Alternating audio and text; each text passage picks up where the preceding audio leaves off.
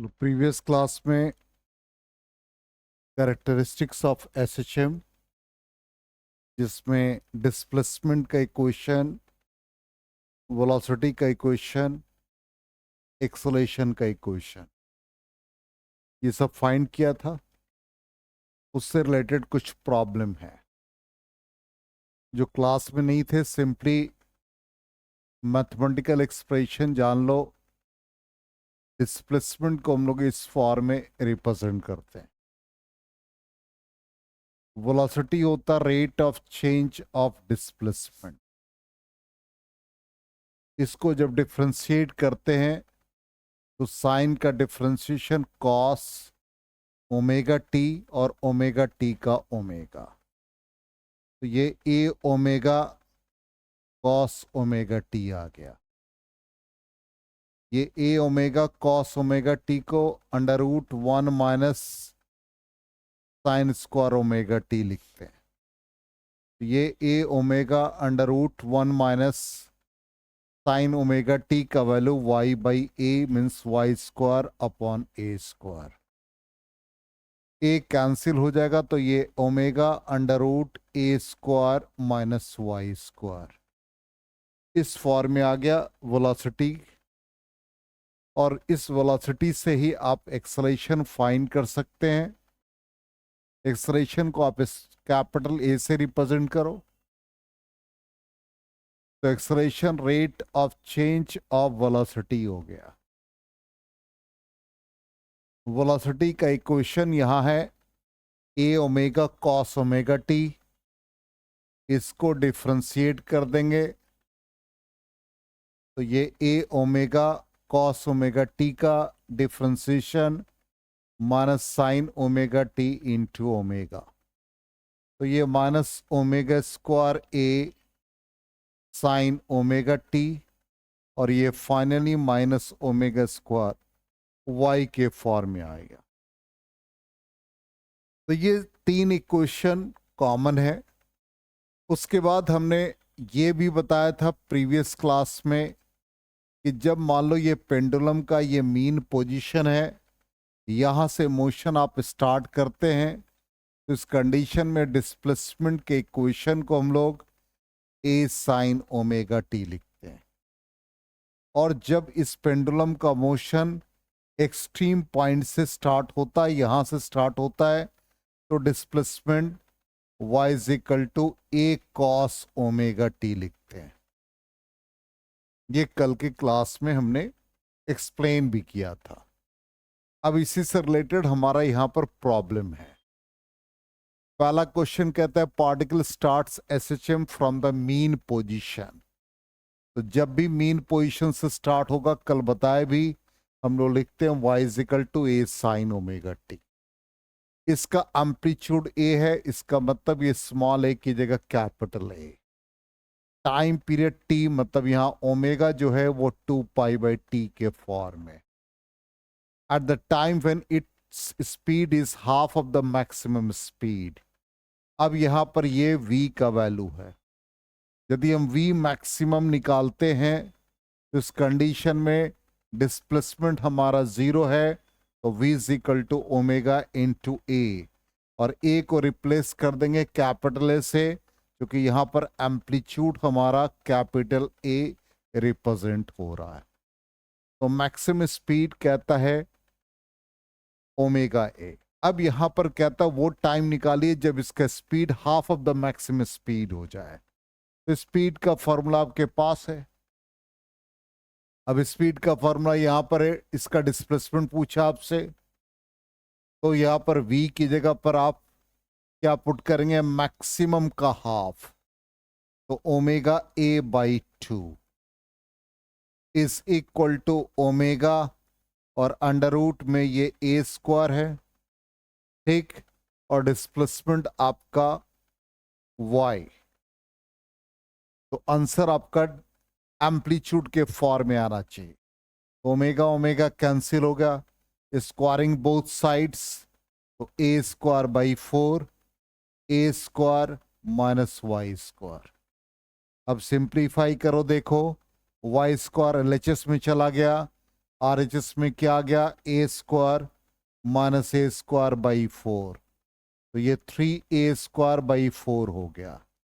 Square को eliminate करो तो ये √3a/2 बन जाएगा, इसलिए इसका डिस्प्लेसमेंट का वैल्यू सी ऑप्शन आ जाएगा। आया समझ में? चलो नोट कर लो इसका एक्सप्लेनेशन।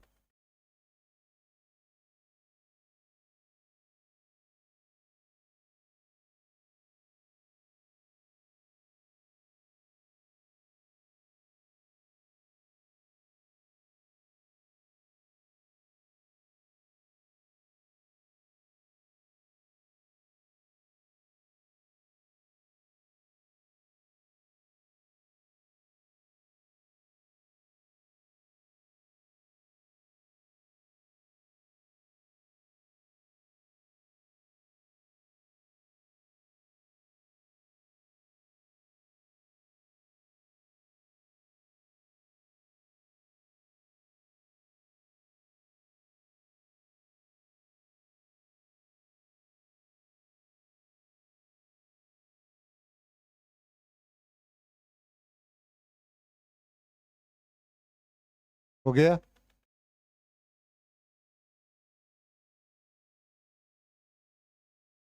इरेज करें?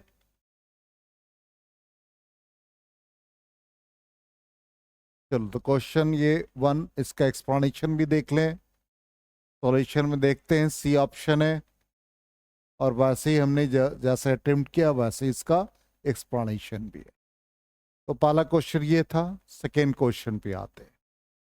कहता है simple harmonic oscillator has an amplitude A. अब यहाँ पर एम्पलीट्यूड ए है, स्मॉल है, टाइम पीरियड टी है। The time required by it to travel from XA to XA/2, वो टाइम निकालना है जब इसका पार्टिकल का डिस्प्लेसमेंट या पार्टिकल का,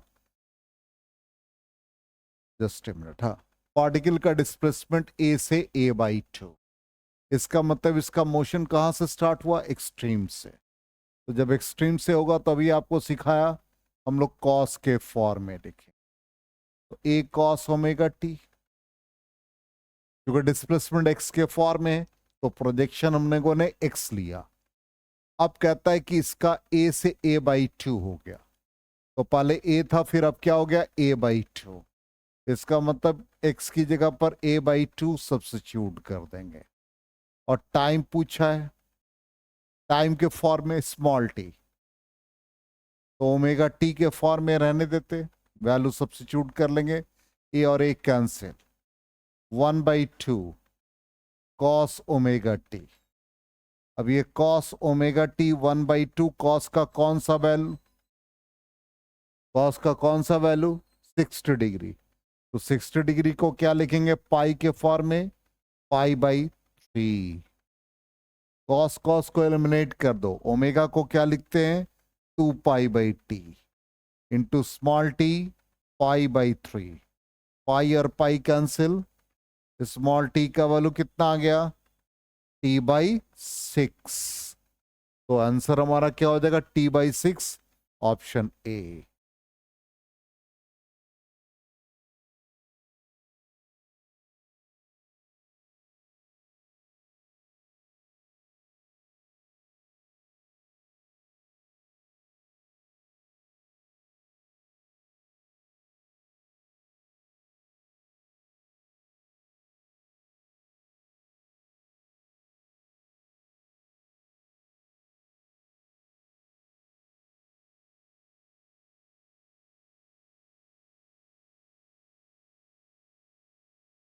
हो गया?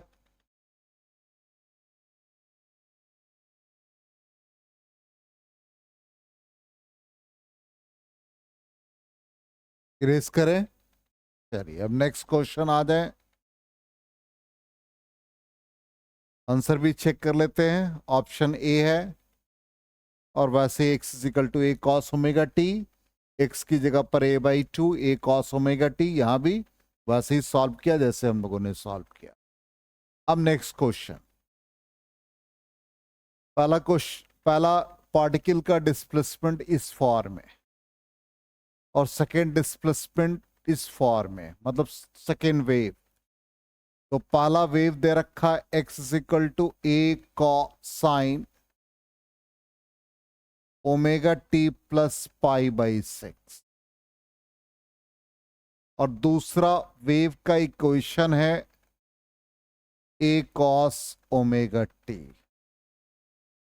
अब दोनों जब तक आप साइन नहीं बनाओगे फेज डिफरेंस नहीं पता चलेगा, इसलिए इसको साइन के फॉर्म में कन्वर्ट करना पड़ेगा। ए कॉस थीटा को हम लोग लिख सकते हैं साइन 90 प्लस थीटा, तो sign omega t plus 90 degree pi by 2।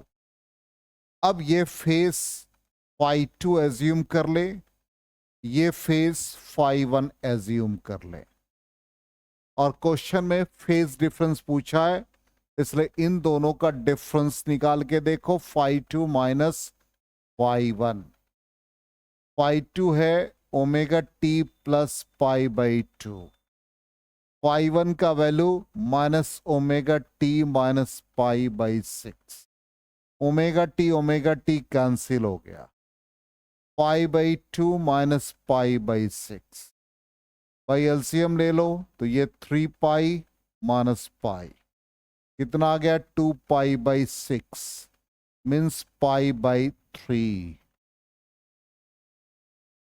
तो यहां पर ऑप्शन में हमारे पास बहुत सारे ऑप्शन हैं, लेकिन ए ऑप्शन हमारा करेक्ट होगा। यहां पर पाई बाई 3 इसका आंसर है।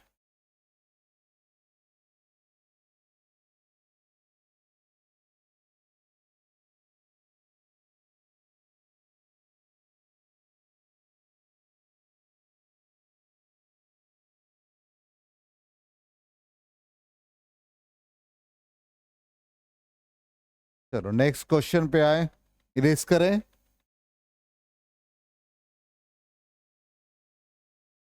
पहले इसका एक्सप्लेनेशन भी चेक कर लेते हैं। ऑप्शन ए है, जैसे हम लोगों ने फाइंड किया वैसे ही इसमें सॉल्यूशन भी है। दोनों का फेज डिफरेंस निकाला, delta 5 pi by 3। Next question कहता body is executing SHM when it's displacement from the mean position is 4 centimeter. कहता है कि डिस्प्लेसमेंट इसका 4 सेंटीमीटर और 5 सेंटीमीटर, मतलब y का value. The corresponding velocity of the body 10 centimetre पर सेकेंड एंड 8 सेंटीमीटर पर second. The time period of the body, ठीक, टाइम पीरियड पूछा है। तो कल भी हम लोगों ने वेलोसिटी का फॉर्मूला पढ़ा था और आज भी रिपीट किया इस फॉर्म में, क्योंकि क्वेश्चन में डिस्प्लेसमेंट है, वेलोसिटी है, इसी फॉर्म में आएगा। तो पहला आपका वेलोसिटी है 10 omega under root A square, और पहला डिस्प्लेसमेंट आपका 4 सेंटीमीटर है, तो 4 का स्क्वायर हो गया। ये फर्स्ट इक्वेशन हो गया। दूसरा वेलोसिटी आपको गिवन है क्वेश्चन में 8 omega under root A square minus displacement देखो 5 है, तो 5 का स्क्वायर। अब इस दोनों इक्वेशन को डिवाइड कर दो, ये इक्वेशन डिवाइड कर दो, तो ये क्या आ गया 10 बाई 8 आ गया। ओमेगा ओमेगा कैंसिल हो गया, ठीक। ये आ गया रूट ए स्क्वायर माइनस 16, ये root A square minus 25, squaring both sides, तो ये 100 ये 64 is equal to A square minus 16 A square minus 25। अब इसको सॉल्व करते हैं। Cross multiplication 100 A square minus 2500 is equal to 64 A square minus 64 into 16। अब ए square वाले को एलएचएस में ले जाओ, ए स्क्वायर को एलएचएस में ले जाओ। 100 A square minus 64 A square कितने आ गए 36 A square is equal to 2500 minus 64 into 16 जल्दी से बताओ कितना आ रहा है अभी वैल्यू। 64 माइनस इंटू 16 करो, है 1476। तो 2500 माइनस 1476 टू 2500। अच्छा पूरा कर दिया 1476। चलो इसको कैलकुलेट करके इसने 1476 कर दिया। तो A square is equal to 1476 में 36 से डिवाइड कर दो 41।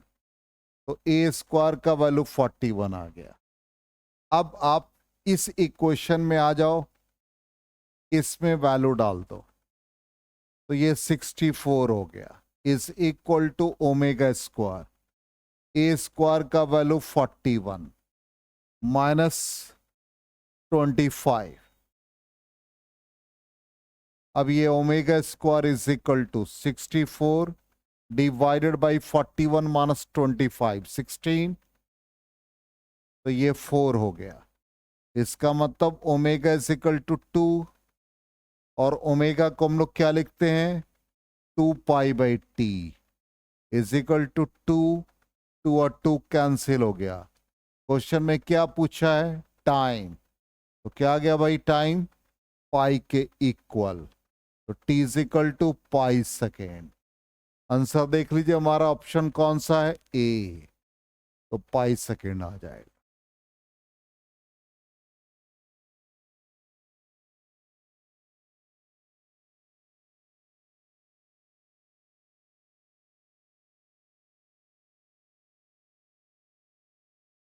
तो इस तरह से क्वेश्चन को अटेम्प्ट करना है, ठीक है। इरेज करें, तो इसके सॉल्यूशन को भी चेक कर लें। ऑप्शन हमारा ए है, ठीक। सॉल्व करके भी पाई सेकेंड आ रहा है। चलिए अब next part, energy in SHM. Simple harmonic motion में जो एनर्जी है उसकी बात कर रहे हैं। सबसे पहला पोटेंशियल एनर्जी, ये क्या displacement of the particle from its main position, ठीक। तो ऑब्वियसली मेन पोजीशन से पार्टिकल स्टार्ट करेगा, तो पोटेंशियल एनर्जी कहां पर मैक्सिमम होगा एक्सट्रीम पॉइंट पर, और मिनिमम कहां पर होगा मेन पोजीशन पर होगा, ठीक। अब ये वैल्यू आता है, तो पोटेंशियल एनर्जी हम लोग ऑलरेडी एक स्प्रिंग मास सिस्टम में पढ़ चुके हैं, हाफ के वाई स्क्वायर या के एक्स स्क्वायर। कैसे आता था याद होगा, ये ब्लॉक है और यहां पर एक स्प्रिंग ब्लॉक सिस्टम, इस ब्लॉक पर फोर्स लगा के इसको स्लाइटली डिस्प्लेस करते थे, तो डिस्प्लेसमेंट इसका एक्स होता था। हम यहां पर डिस्प्लेसमेंट को वाई से रिप्रेजेंट कर रहे हैं। तो उस कंडीशन में हम लोग कहते थे कि small amount of work force into small displacement, और फोर्स को हम लोग क्या लिखते हैं स्प्रिंग फैक्टर के टर्म में के वाई। तो यहां पर ये डिस्प्लेसमेंट भी डी वाई के फॉर्म में आ जाएगा, तो डिस्प्लेसमेंट डी वाई। तो net amount of work initial to final, तो फाइनल डिस्प्लेसमेंट को हम वाई एज्यूम कर लें, तो ये के वाई, के बाहर कर दो, वाई डी वाई का इंटीग्रेशन वाई स्क्वायर बाई 2 हो गया। तो इससे हम लोगों को ये अमाउंट ऑफ वर्क मिला, और ये कंजर्वेटिव फोर्स है, इसलिए amount of work is stored as potential energy. इसलिए हम लोग पोटेंशियल एनर्जी को हाफ के वाई स्क्वायर के फॉर्म में लिख,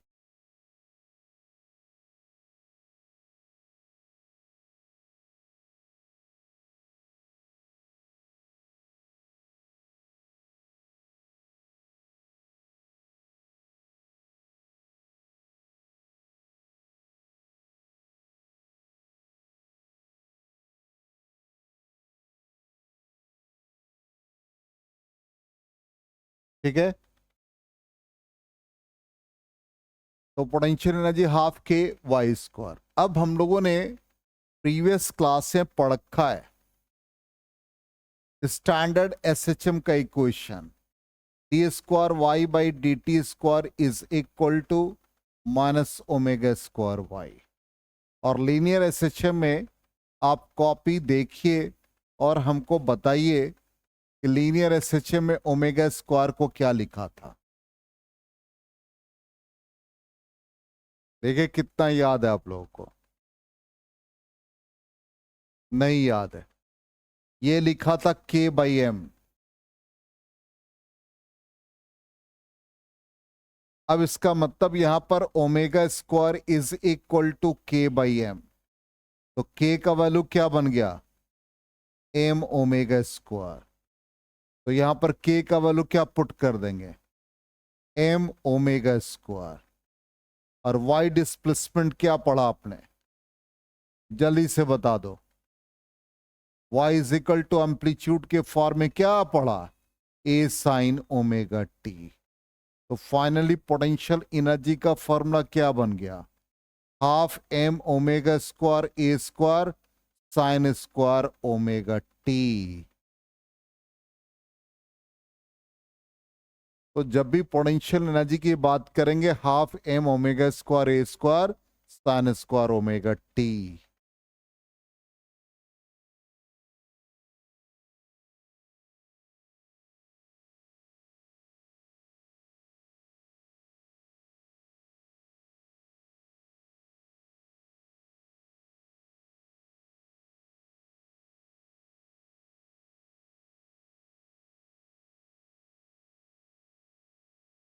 हो गया, इरेज करें।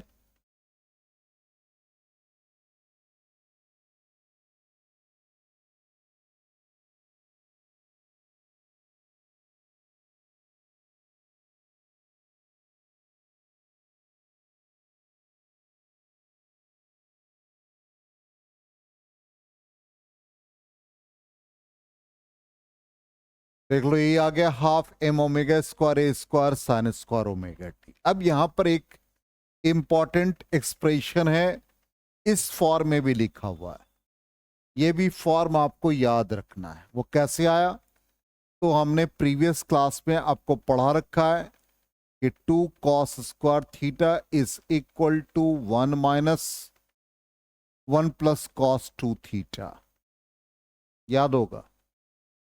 और फिर 2 sine square theta is equal to 1 minus cos 2 theta, दोनों एक्सप्रेशन लिख दिया। तो जब भी ये साइन स्क्वायर थीटा होगा तो हम इसको 1 माइनस cos 2 थीटा बाई 2 लिख सकते हैं। अब यहां पर या तो आप इसको 2 साइन स्क्वायर बना लो या वैल्यू डाल दो। तो ये हाफ एम ओमेगा स्क्वायर ए square sine square omega T को लिख सकते हैं 1 minus cos 2 omega t by 2। तो फाइनली ये 1/4 एम ओमेगा स्क्वायर ए square 1 minus cos 2 omega t. इसका मतलब पोटेंशियल एनर्जी में जो एंगुलर फ्रीक्वेंसी है twice, angular frequency twice.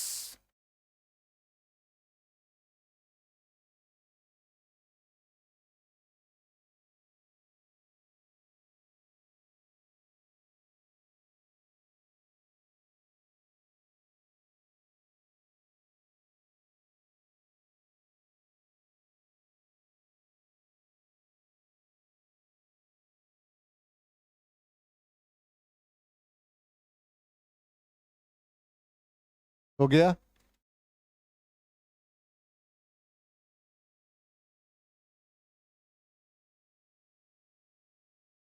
Erase करें।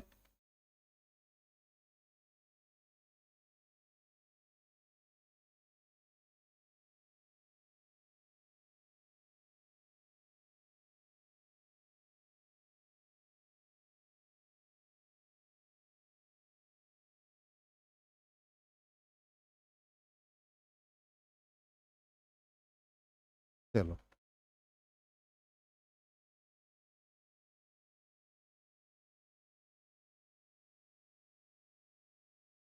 तो potential energy varies periodically with double the frequency, ठीक।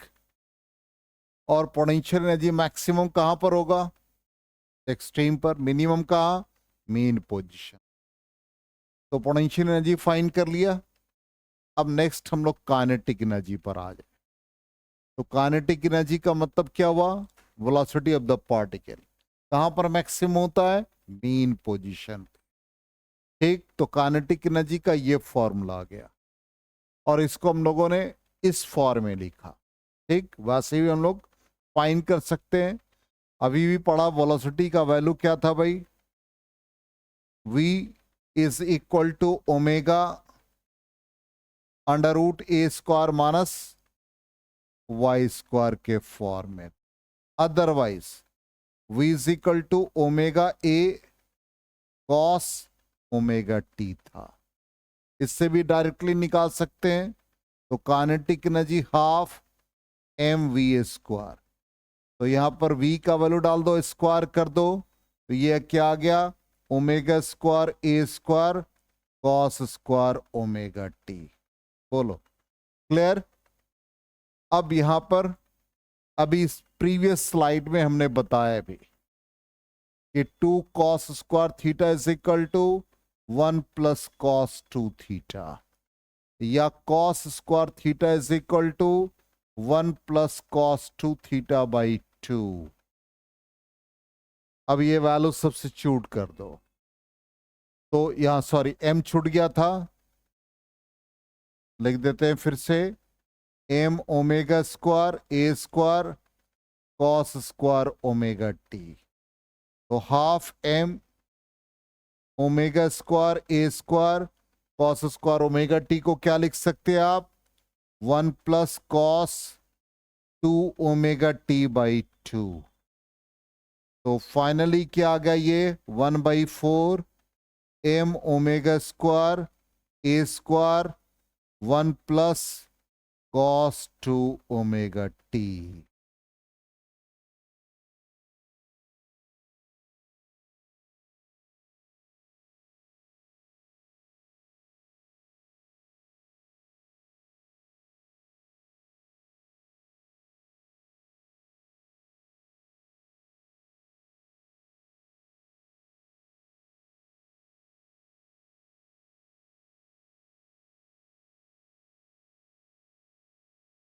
यहां भी फ्रीक्वेंसी क्या हो गया? Double of S H M, ठीक। इरेज करें।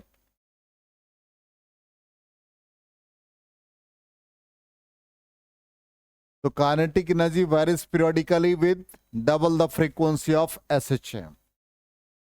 काइनेटिक एनर्जी मैक्सिमम कहां पर होगा? Main position. और मिनिमम कहां होगा? एक्सट्रीम पोजीशन पर, ठीक। अब यहां पे total mechanical energy, obviously kinetic energy और पोटेंशियल एनर्जी का सम मैकेनिकल एनर्जी को रिप्रेजेंट करेगा। तो दोनों को ऐड करके देखिए, क्या हाफ एम ओमेगा स्क्वायर ए स्क्वायर आता है? यदि हम साइन और कॉस वाले पार्ट को भी ऐड करें तो भी आ जाएगा। आज थोड़ा बैकग्राउंड में डार्क है, ये ट्यूबलाइट नहीं जल रहा है। तो टोटल एनर्जी आप उस फॉर्म में भी निकाल सकते हो, kinetic energy plus potential energy. तो काइनेटिक एनर्जी आपका इस फॉर्म में हाफ एम ओमेगा स्क्वायर ए square cos square omega T, और potential energy half m omega square ए square sine square omega t के फॉर्म में। इससे आप हाफ एम ओमेगा स्क्वायर ए square common लोगे तो cos square omega t plus sine square omega t 1, इसलिए mechanical energy इस form में आ जाएगा।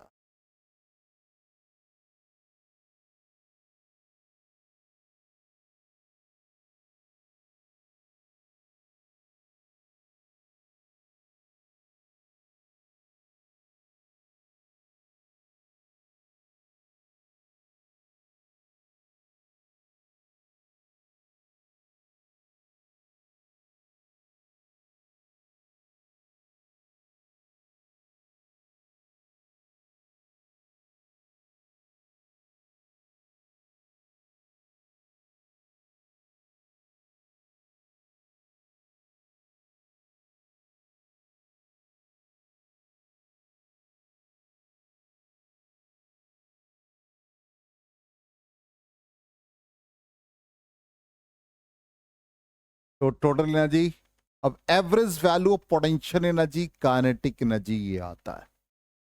और एक क्वेश्चन भी है कि show that average kinetic energy over a period is equal to average potential energy for the same period. एक पीरियड के लिए यदि आप एवरेज काइनेटिक एनर्जी निकालते हैं तो उसका वैल्यू एवरेज पोटेंशियल एनर्जी के इक्वल होता है। ये शो करने के लिए आता है 11th बोर्ड एग्जाम में, और ये वैल्यू सॉल्व करके ये आएगा 1/4 m ओमेगा स्क्वायर ए स्क्वायर। थोड़ा इसका डेरिवेशन डिफिकल्ट है, लेकिन अभी हम आपको एक्सप्लेन करके बताएंगे कि कैसे एवरेज काइनेटिक एनर्जी और एवरेज पोटेंशियल एनर्जी इक्वल होता है। ठीक, अब यहां पर ये वैल्यू आपको बताना पड़ेगा क्या क्या हम लोगों ने फाइंड किया। अब देखिए, स्क्रीन आउट कर दिया। सबसे पहले आप काइनेटिक एनर्जी का वैल्यू देखो क्या हम लोगों ने निकाला। 1/4 m ओमेगा स्क्वायर ए square 1 plus cos 2 omega t निकाला। चेक करो। अब किसी भी क्वांटिटी का एवरेज वैल्यू निकालना है, तो एवरेज काइनेटिक एनर्जी जब हम फाइंड करते हैं तो मैथमेटिकली हम एक पीरियड के लिए इसको इंटीग्रेट करते हैं ओवर ए पीरियड। तो ये kinetic energy as a function of time, ये फॉर्मूला होता है किसी का भी एवरेज वैल्यू निकालने का, ये फॉर्मूला है।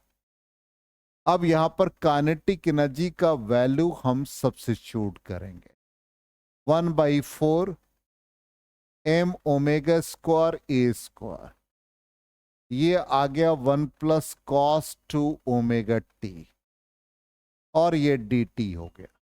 नीचे ओवर ए पीरियड 0 से टी डी टी बन गया। अब इसमें 1/4 m ओमेगा स्क्वायर ए स्क्वायर कोफिशिएंट की तरफ बिहेव करेगा, इसलिए इसको हम लोग बाहर कर दें। 1/4 m ओमेगा स्क्वायर ए स्क्वायर। अब इसमें बिग ब्रैकेट यूज करके आप अलग अलग इंटीग्रेट कर सकते हो। तो ये 0 से टी डी टी हो गया। ये वाला पार्ट 0 से T cos 2 omega T D T हो गया, और डिनोमिनेटर में डी टी का इंटीग्रेशन टी। अभी हम लोग जब फाइनल इंटीग्रेशन करेंगे तो दोनों का लिख देंगे। ये हमारा फॉर्म बन गया। एक थोड़ा बड़ा एक्सप्रेशन, इसलिए बोर्ड को पूरा यूज करेंगे हम। अब ये 1/4 m ओमेगा स्क्वायर। अब देखो dt का इंटीग्रेशन t होता है, t लिख दिया और लिमिट ऑफ इंटीग्रेशन लिख दिया। cos 2 ओमेगा t का इंटीग्रेशन होता है साइन 2 ओमेगा t, और 2 ओमेगा डिवाइड हो जाएगा। ये ऑलरेडी इंटीग्रेशन में हमने पढ़ा रखा है। नीचे dt का इंटीग्रेशन t हो गया। लिमिट ऑफ इंटीग्रेशन 0 से t। 1/4 m omega square. अब यहां पर upper limit minus lower limit, तो t माइनस 0 प्लस 1/2 ओमेगा को बाहर आप निकाल दो। 2 ओमेगा साइन 2 ओमेगा टी में जहां जहां ओमेगा है उसको 2 पाई/t पुट करेंगे, और फिर इस स्मॉल टी में अपर लिमिट, तो अपर लिमिट डाल दिया t माइनस साइन 2 इंटू 2 पाई, और लोअर लिमिट इसमें 0 डाल दिया।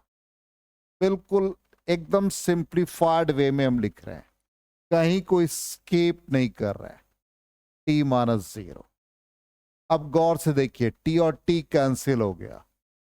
ठीक, ये वाला पार्ट तो आपको 0 दे देगा, इसलिए हम इसके कलर को बदल देते हैं। ये पार्ट आपका 0 हो जाएगा, पूरा ये पार्ट 0 हो गया। अब इस पार्ट में देखो ये 4 पाई बन गया, साइन 4 पाई 0। तो ये पूरा पार्ट यहां से लेकर के यहां तक, ये मतलब 1/2 ओमेगा इस दोनों पार्ट के साथ मल्टीप्लाई होके 0 दे देगा।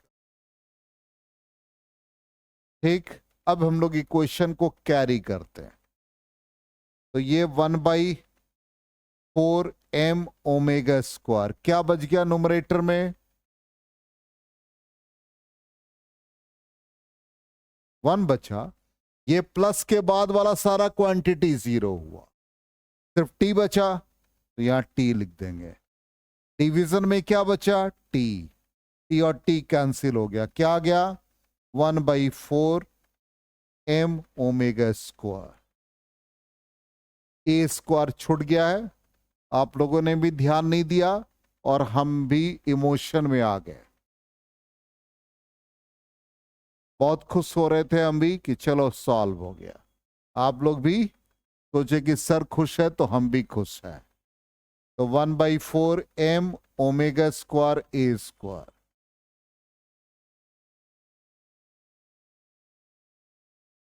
One by four m omega square A square या t, यहां भी 1/4m ओमेगा स्क्वायर ए स्क्वायर आ गया। वैल्यू किसका आया, एवरेज काइनेटिक एनर्जी। अब एवरेज पोटेंशियल एनर्जी क्या बन जाएगा, बोलिए, सेम फॉर्मूला, और एवरेज पोटेंशियल एनर्जी के लिए ध्यान दीजिए यहां पर माइनस साइन होगा। ठीक, ये लिखा जाएगा पोटेंशियल एनर्जी एवरेज, यहां यूडीटी रिप्लेस करते जाएंगे, हम रिप्लेस कर रहे हैं, आप ऐसे नहीं कीजिएगा, आप अपने कॉपी में कीजिएगा। ये माइनस साइन, यहां साइन माइनस, यहां माइनस, यहां माइनस, क्या हो गया फिर क्वांटिटी 0, इतना ही क्वांटिटी बचेगा, सेम वैल्यू आ जाएगा। इसलिए एवरेज पोटेंशियल एनर्जी भी same value 1/4m omega square ए स्क्वायर। अब दोनों को ऐड करो, 1/4m ओमेगा स्क्वायर ए स्क्वायर एवरेज काइनेटिक एनर्जी और एवरेज पोटेंशियल एनर्जी को ऐड करो, क्या देगा 1/4 प्लस 1/4 1/2, और यही मैकेनिकल एनर्जी है 1/2m ओमेगा स्क्वायर ए स्क्वायर।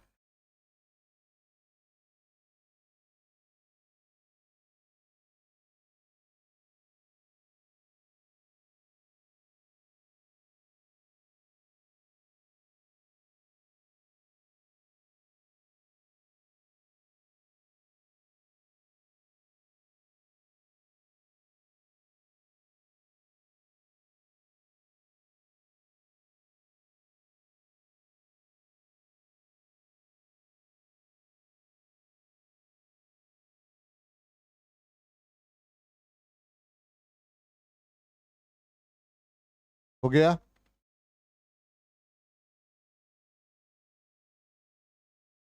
इरेज करें,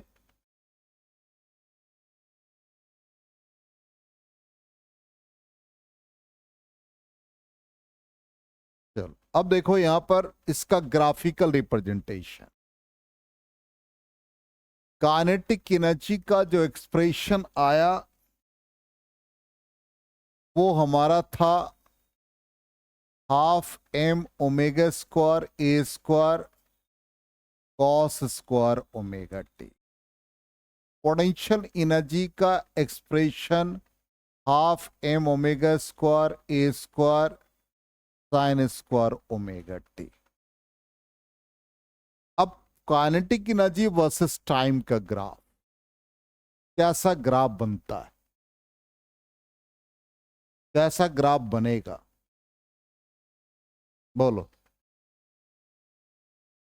हाँ गुड, पैराबोला बनेगा।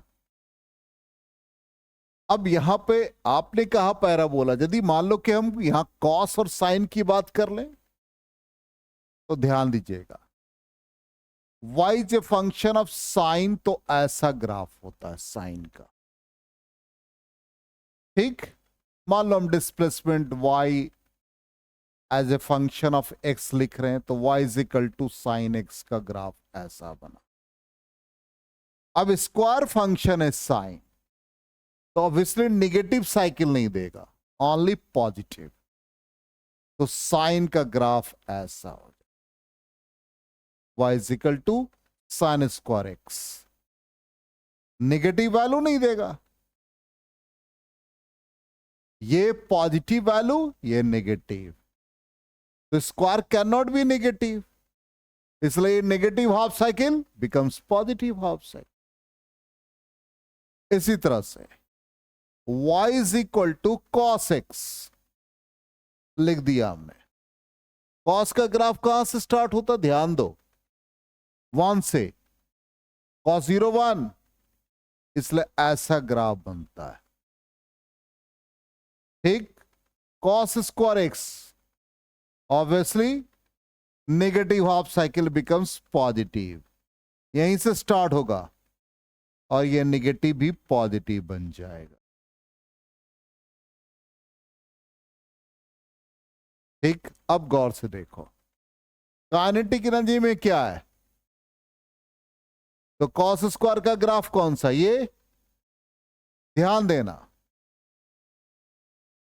ध्यान देना, रिपीट कर रहे हैं, कॉस का ये ग्राफ, ये वाला, और कॉस स्क्वायर का ये, मार्क कर रहे हैं, कॉस स्क्वायर का ये ग्राफ काइनेटिक एनर्जी के लिए, kinetic energy versus time, cos square ऐसा ग्राफ हुआ।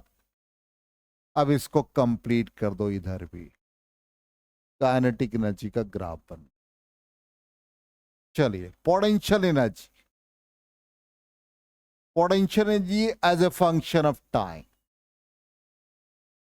क्या है, साइन स्क्वायर, साइन का ये ग्राफ है, ठीक, ऐसा ग्राफ है, इसको कंप्लीट करो, बन गया। तो पोटेंशियल एनर्जी का ऐसा ग्राफ हो। अब इस दोनों को ओवरलैप करा दो, काइनेटिक एनर्जी का ग्राफ ऐसा, ठीक, पोटेंशियल एनर्जी का ग्राफ ऐसा, तो ये दोनों एक जगह पर कहीं इंटरसेक्ट कर रहा है, ये वो पोजीशन आएगा जहां पर काइनेटिक एनर्जी और पोटेंशियल एनर्जी दोनों, इसलिए ग्राफ का नेचर ऐसा बन जाए। दोनों यदि हम लोग सेम एक्सिस पर यदि ड्रॉ करेंगे और इंडिपेंडेंटली करेंगे तो ऐसा ग्राफ का, आ गया समझ में, ये नोट कर लीजिए, बहुत इंपॉर्टेंट पार्ट है।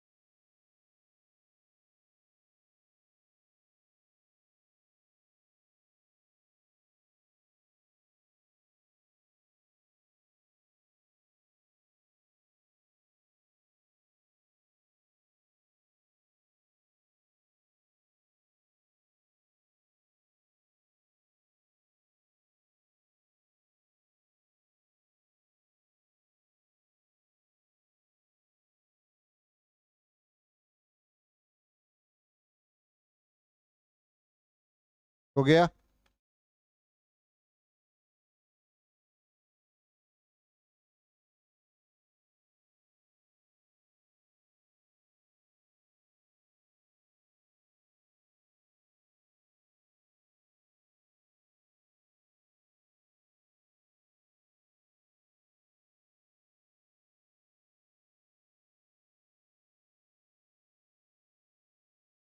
इरेज करें,